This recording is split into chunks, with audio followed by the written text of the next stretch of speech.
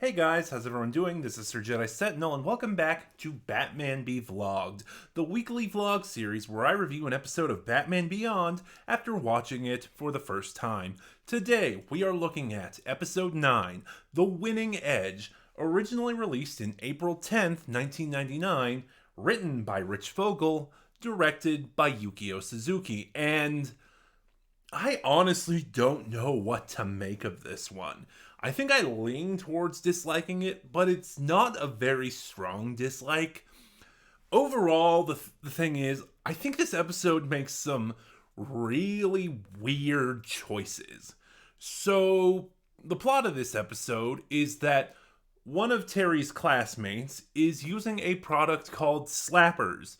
It is a patch that, when applied, drastically increases the wearer's strength and aggression and physical strength and aggression, but over time it causes their body to sort of deteriorate, the effects don't last as long, and they need to use it more often.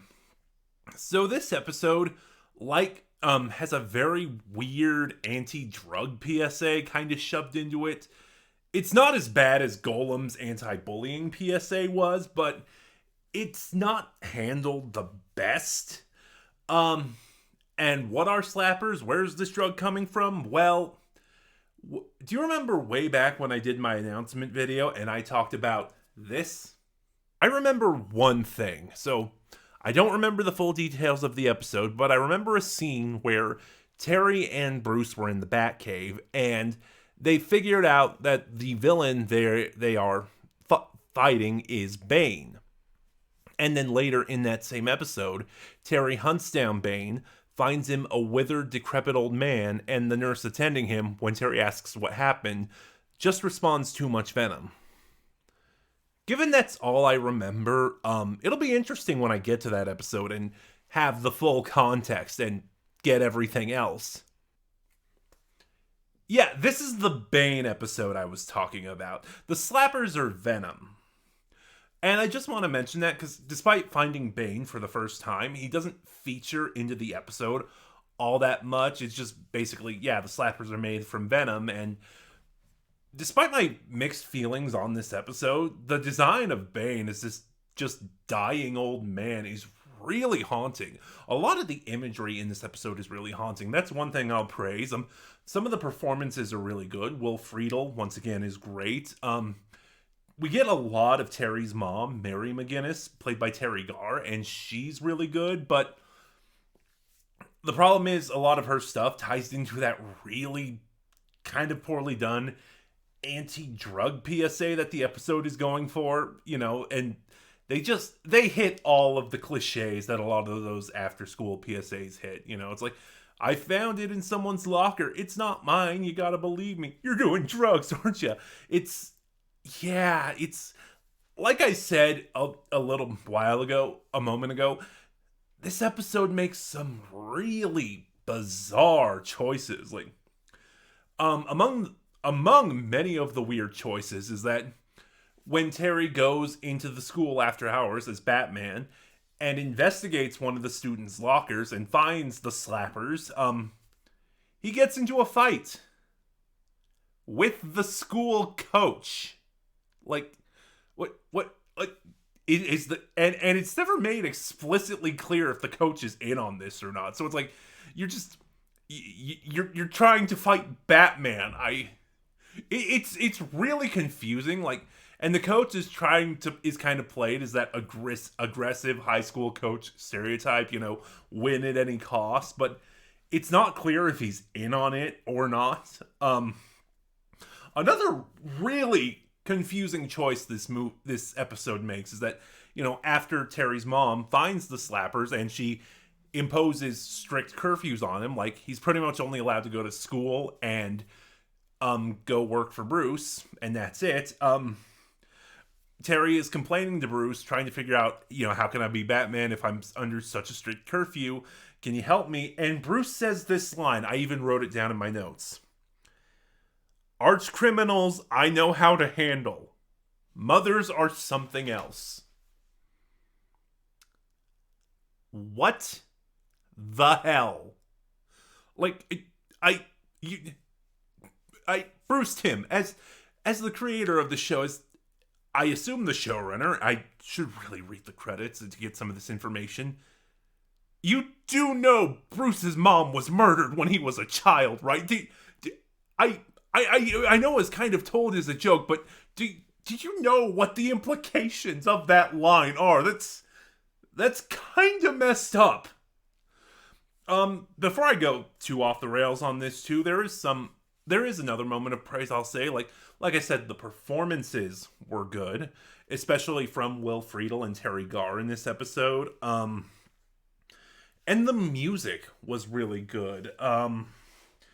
Give me a minute. The person in charge of music for this episode was Christopher Carter.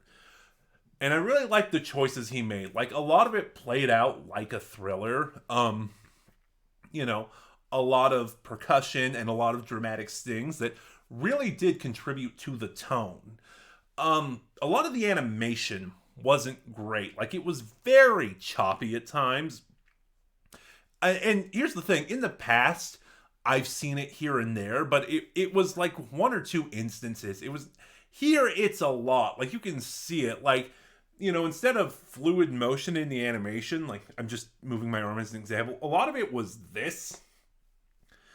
And I feel like maybe once or twice, it was hard to tell because I was pausing to write notes.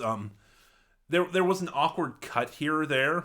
And as far as the mystery aspect of it goes, it wasn't all that good either. Like, because in the third act, in the climax, it's revealed that the person responsible for stealing Bane's recipe for venom and making the slappers is the nurse that's attending him. Of course it's the nurse that's attending him. This episode gave us no other suspects. Like, that is one of my drawbacks in this episode, that aside from Shriek, Terry very seldom gets to do the detective aspect of Batman. Like, a lot, like I actually said in Shriek, a lot of it is playing up Terry as like more of an action hero, a lot of fights and stuff. But the other aspect of Batman we don't see, the world's greatest detective, we don't see that. We haven't seen that all that often. That's why Shriek really stands out for me. And Rebirth, now that I think about it. Rebirth did that too. It's Terry playing both sides of the character really well. Also in this episode, like, one of the main driving plots, one of the minor plots of this episode is that Terry can't stay awake. He keeps falling asleep in class, which gets him in trouble, because he's working so late being Batman. And kind of going over what I said last week when I reviewed, I already forget the name of the episode, I'm sorry, Dead Man's Hand, about the conflicting superhero and civilian lives. It still kind of does that, but it does it in a different aspect. Like Blackout and Dead Man's Hand were Terry's personal life and his romantic life with Dana. Here it is his school life. So by presenting this conflict from a new aspect, it's keeping it fresh in a way. I don't think I have anything other to say. The climactic fight with this nurse, I don't even remember what his name said. I paused the credits and looked at them for a solid 2 minutes. Because the episode never gave the nurse attending Bane's name, I don't know what it is, but like in the climax, when Terry finds out who it is, he slaps a bunch of slappers on himself and turns into essentially Bane. And of course, he and Terry have this fight. The fight is really lackluster. I know I haven't talked about the fights in this series a lot. There's just not a lot I can say, I've done stage acting. I've done some acting in the past. I have not done any fight choreography, so I don't know what to look for. I don't know what I'm looking at when I watch it. But there are fights that I know look really good. Like, Terry's fights with ink in Blackout are gorgeously animated and look amazing. For all the crap I was giving Heroes, the opening fight of that episode with the Rocketeer gang is really good. The three-way fight between Terry, Blight, and Mr. Freeze in Meltdown is probably one of my favorites so far. And again, just the silent fight with Shriek. Here, the fight with the new version of Bane. I'm just gonna call him that because I don't know his name. It compared to what we've seen so far, it is really lackluster and very underwhelming, and yeah, it's kind of anticlimactic. Overall, like I said, the winning edge. I was staring at my notes, going blank for a minute, trying to remember the name of this episode. Is not a good episode. It's not the worst we've seen, but it's confusing in tone. It's all over the place. It's very lackluster. It's very, you know what? That's a perfect word for it now, because I was going to describe the mystery aspect of it. It's just a lame episode. But those are just my thoughts.